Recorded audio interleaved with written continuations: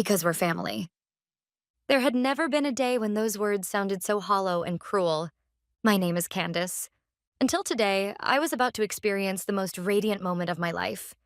In the venue, pastel-colored balloons decorated by my friends swayed gently, and in the center of the table sat an adorable cake made of diapers. On the wall was a handmade banner that read, "Welcome to Candace's baby shower." I could feel the warmth of my friends' blessings in every single detail. 8 months pregnant. As I lovingly caressed my growing belly, I was savoring the happiness this little life had brought me. My husband, Tom, whom I finally married last year after a long 7-year courtship. This child we conceived together was supposed to be the long-awaited first grandchild for us and for my parents. Even my parents, who had been somewhat non-committal about my marriage to Tom for 7 long years, broke into smiles and rejoiced only when I told them I was pregnant. Now we'll finally be like a real family. I had decided to believe that the slight sting I felt in my chest from my mother's words was a trivial thing in the face of today's happiness.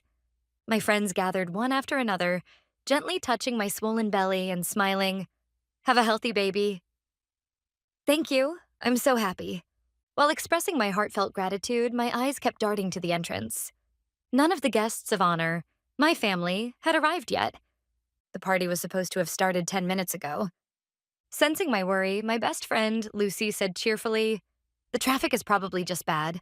The guests of honor are supposed to make a late entrance, right?" Although I nodded at her words, the uneasy feeling in my chest only grew. It was a bad premonition I had experienced many times before.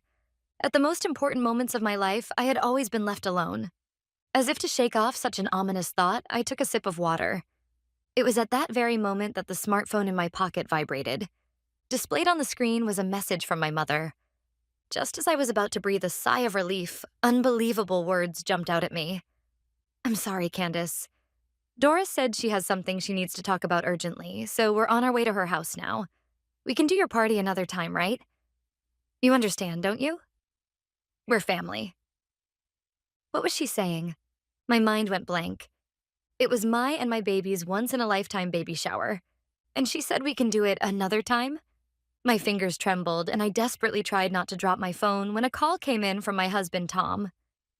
He must be trying to convince my mother, I thought. Clinging to that last sliver of hope, I answered the phone, only to be met with his desperate words, which served as the final blow. "Sorry, Candace. Doris is having a tough time because she got into a fight with her boyfriend. Your mom called me, and we're all going out to dinner now. It's a crisis for your sister, so let's celebrate some other time. You understand, right? We're family." Understand? What was I supposed to understand? This wasn't the first time my sister Doris had fought with her boyfriend. It was like a monthly ritual, and every time she had to involve the whole family and make a huge scene. Was my selfish sister's usual whim supposed to take precedence over the one and only celebration for my unborn child? Even my own husband Tom was accepting it as if it were a matter of course. Because we're family. Ah, those words again. Whenever I have to give something up, they always use those words as a shield. It felt as if they were implicitly telling me that I alone was outside the family circle, even though that another time never seems to come. All right. When I hung up and looked up, the concerned gazes of my friends pierced me. Their pity was the most painful thing of all. "I'm sorry, everyone. Something urgent came up. My parents and Tom can't make it anymore." It was all I could do to say this, trying to sound calm so my voice wouldn't tremble. An awkward silence fell over the room. My friends must have understood what had happened. No one pressed for details. "Oh, that's a shame," my best friend Lucy said as she gently hugged my shoulder. Her warmth felt like it could snap the thread of tension I was holding on to, and I clenched my jaw. "I can't cry now. I have to be strong for my baby." The party continued, somewhat awkwardly, with the guest of honor's family absent. My friends tried to cheer me up by acting more cheerful than usual, but their kindness only seemed to pierce my heart.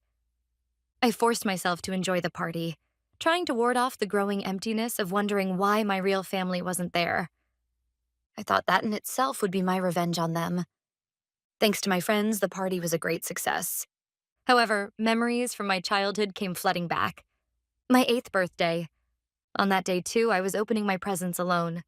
My parents had left in the morning, saying they had to accompany Doris to her ballet competition. "Candace, you're a big sister now. So you can stay home alone, right? My mother's eyes weren't looking at me when she said that. It was the same on the day I received my university acceptance letter. The day I was accepted to my first choice university, my family was at a fancy restaurant consoling Doris over a breakup. My success had always been treated as insignificant in the face of my sister's tears. And then history repeated itself. At every important milestone in my life, my family was never there. To them, I was always second best. After the party ended and my friends went home, I was left alone. The silence wrapped around me like a heavy blanket. It was then that the baby inside my large belly gave a strong kick. I felt as if that small movement was trying to tell me something. Mom, I'm here. That's right, I have this child. This child is the one I must protect at all costs. I cannot allow this child to inherit this same sadness. Tears streamed down my cheeks, but they were no longer tears of despair. I slowly stood up, opened the contact list on my smartphone, and found a certain number. It's time to end this. A quiet, yet steely, hard light dwelled in her eyes. This betrayal became the final trigger to break all the chains that had bound my life. Several months have passed since that day. I never mentioned the baby shower incident and spent my days as a calm, pregnant woman, as if nothing had happened. Tom and my parents, taking my silence for granted, acted as if that day's betrayal never occurred. Occasionally, my mother would send me messages bragging about my sister as usual, like, Doris's new boyfriend is a doctor, you know? They must have truly believed that I would forgive and forget everything, just as I always had, never dreaming that beneath the surface I was steadily advancing a grand, life-altering plan. The person I called on my smartphone was Brian, a senior from my university who is a well-known consultant in the real estate industry. It's been a while, Candace. What's up? His unchanging voice on the other end of the line put me slightly at ease. I told him my situation honestly, and then I began to talk about the other side of me that I had kept secret for so long. The truth is, long before I got married, I had started a business on my own. Its name was Bloom Estate. To find new value in old, overlooked things and revitalize them. That was the core philosophy of my business. It all started with the knowledge of architectural design I learned in university. Old apartments that everyone thought should be demolished, or vacant shops in deserted shopping arcades. I knew that in places like these, there were hidden treasures waiting to be polished. First, I used my own savings to buy a room in a small wooden apartment on the outskirts of town. I repainted the walls, replaced the flooring, and intentionally left the old beams and pillars as part of the design. Then, the room that was once considered worthless was reborn into a warm, modern space, and a tenant was found immediately. Following that success, I took on one property after another. For me, it wasn't just a business. Perhaps I was projecting my own life, unappreciated and with its value overlooked by everyone, onto each property. No one in my family knew that I was more than just a housewife. And they had no idea that the business had now grown to a scale far beyond their imagination. My business really took off thanks to a project I undertook 3 years ago. It was an old brick warehouse district in the Bay Area, completely forgotten by the townspeople. The once vibrant area was like a ghost town, with rusted shutters pulled down. Though it was prime real estate, local real estate agents were at a loss and thought the only option was to demolish it and build a new commercial building. But I could see the infinite potential lying dormant in that place. The red brick walls that exuded history, the sturdy steel frames supporting the high ceilings, and the soft light from the sea streaming through the windows. These were unique assets that could never be replicated in a new building. I made the decision, which seemed reckless at the time, to buy the entire warehouse district. Of course, I didn't consult my family at all. Even Tom didn't truly understand the extent of my talent. I secured a loan from the bank, organized a team of reliable architects, and immersed myself in the project, sacrificing sleep. A year later, when the place, christened the Portside Arts District, opened, it instantly became the coolest and most popular spot in town. Crowds of people visited on weekends, and the deserted warehouse district regained a vibrancy it had never known before. This success made Bloom Estate a well-known name in the industry overnight, and my financial foundation became solid, independent of anyone. It was a quiet yet decisive moment of victory, where I had achieved not only emotional, but also financial independence from my family. The success of the Portside Arts District brought me not only financial freedom, but also a single conviction. Even if no one acknowledges you, you can prove your own worth. However, before I could put the finishing touches on my plan, there was one thing I had to take care of: the relationship between Tom and Doris. Why had Tom prioritized Doris over his own child's baby shower? It felt like it clearly surpassed the concern of a mere brother in law. I decided to uncover the truth without letting my emotions get the best of me. Through an old journalist acquaintance, I was introduced to a reliable private investigator. The investigation proceeded with surprising ease and speed. Taking advantage of the fact that I was in my late pregnancy and spending more time at home due to not feeling well, Tom and Doris had been meeting secretly in broad daylight. The reports sent by the detective included detailed records, such as photos of the two of them talking intimately in the lounge of a high-end hotel, and records of them meeting at my parents' house on weekends when my parents were away. The definitive proof was a clear photograph of the two of them entering and exiting a hotel in the city. In the photo, Tom was smiling at Doris with a completely relaxed expression, a look he never showed in front of me. Strangely, when I saw that photo, no tears came. What I felt wasn't intense anger, but rather a cold sense of understanding, as if everything had fallen into place. Ah, so that's how it was. Now all the pieces were in place. I began to put the final touches on my plan. It involved purchasing an entire luxury new apartment building constructed right next to my family's home, the very home where I had been neglected for so many years. Its name, the Solaris.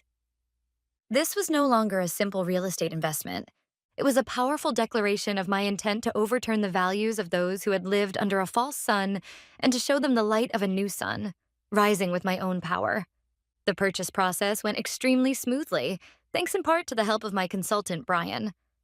It was a modern and sophisticated, low-rise apartment building with 8 units. The total cost was $1.5 million. Of course, I paid for it in full with the profits from Bloom Estate. When I signed the contract, my hand didn't tremble in the slightest. The tip of that pen held my will to break away from my unfortunate past and my firm resolve for the new life that was about to begin. Outside the window, I could see my familiar family home. The days I spent in that house were not always happy, but it was because of that place that I am who I am today. Ironically, the place that hurt me the most also made me the strongest. There was no longer any need to look down on that house, nor to envy it, because I had acquired my own castle.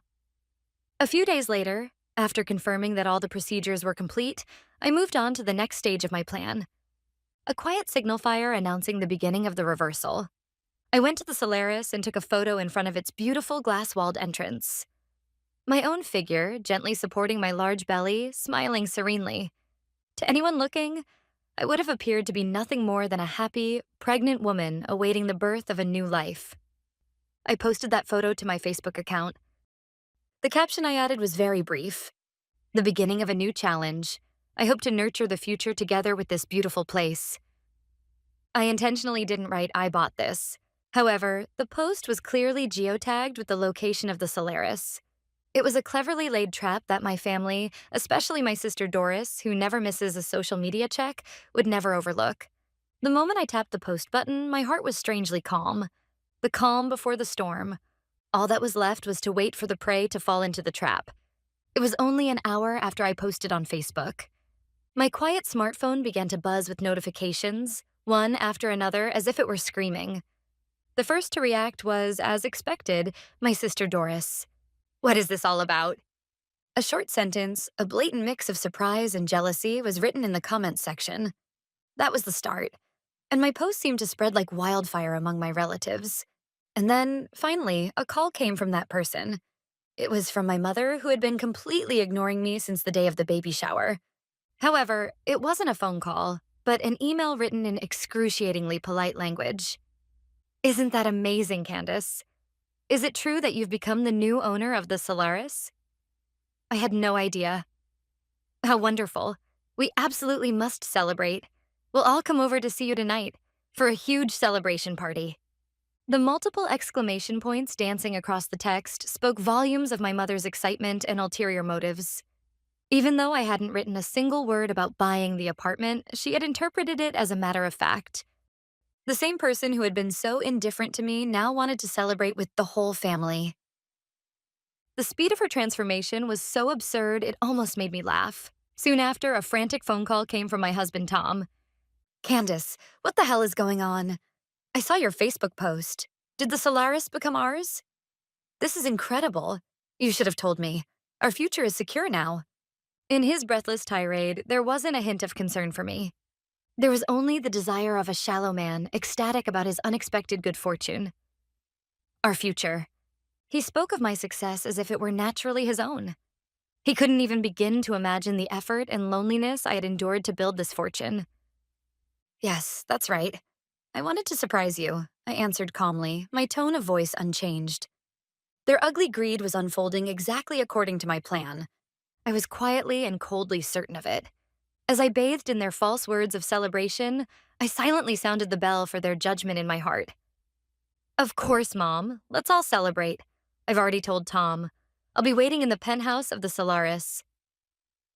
I ended the call with my mother, playing the part of the perfect daughter to the end. I knew exactly what kind of ulterior motives they would bring with them tonight. They were probably buzzing with talk about which apartment they would live in and how the rental income would be divided. They would have completely disregarded me, no doubt getting carried away with deciding which room would be for their yet unborn grandchild. They fully intended to become parasites in the castle I had built without a single doubt. There were only a few hours until the appointed time. I headed alone to the penthouse of the Solaris. The spacious living and dining area was still mostly unfurnished and felt vast. Evening light streamed in through the large wall-to-wall windows, revealing a beautiful cityscape below. And in one corner of that view, my family home looked like a miniature. From that house, this penthouse must look like a castle floating in the sky. By the window, I placed only a large table and enough chairs for each member of my family. This would be the stage for the Last Supper and the final judgment. On the table, I arranged several envelopes. One was addressed to Tom. Inside were the damning photos taken by the detective of him and Doris entering the hotel, along with divorce papers prepared by a famous law firm, waiting only for his signature. Another was for my parents and Doris.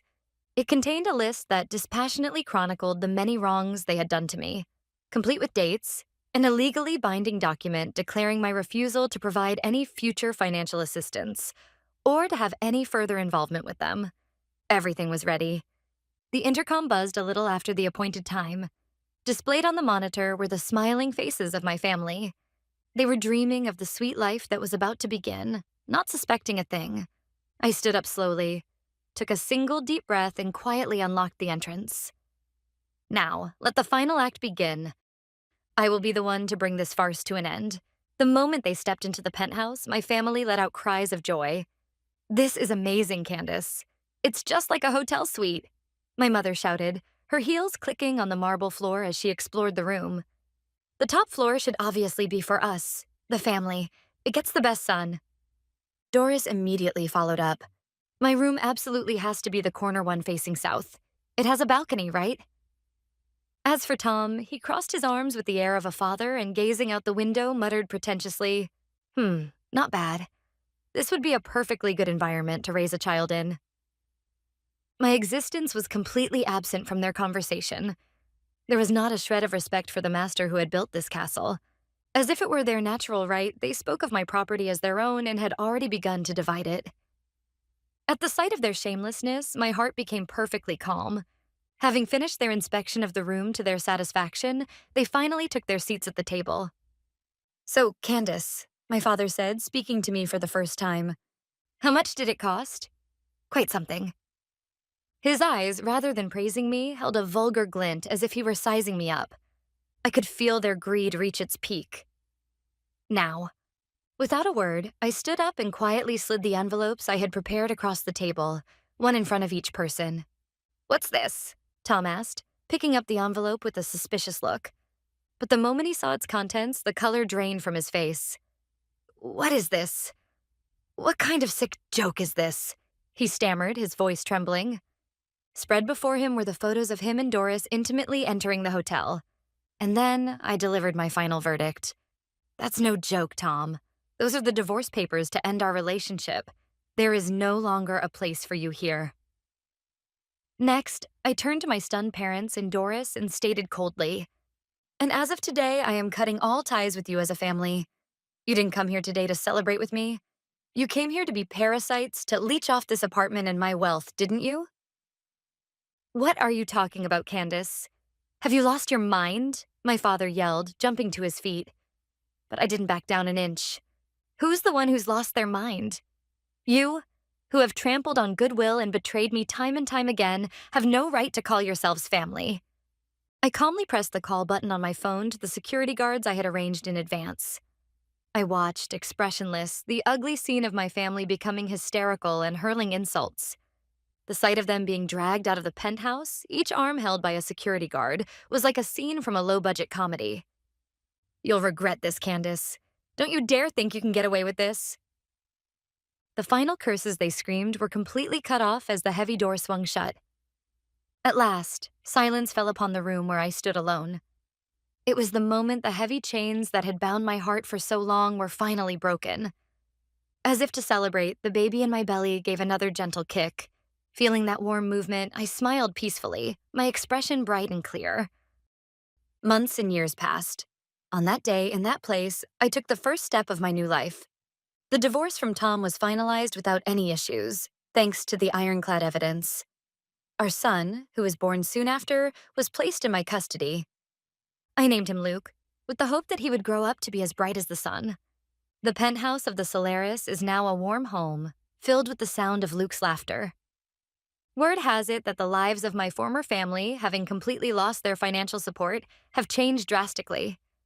Tom's position at his company is in jeopardy, and Doris, unable to shake her spending habits, is said to be drowning in debt. My parents, in order to support the two of them, apparently had to sell the family home that was supposed to be filled with memories. I am no longer a character in that story. Whatever path they walk is no longer my concern. The other day, I hosted a small house party, inviting the residents of the Solaris, my colleagues from Bloom Estate, and my best friend Lucy. The living room was filled with my home-cooked food and everyone's smiles. No one here sizes me up or tries to use me. Here, there are only genuine, warm bonds. Blood can at times be colder than anything, but we have the power to choose our own warm connections. Clasping Luke's small hand as he slept peacefully in my arms, I looked lovingly at the true family I had built with my own hands.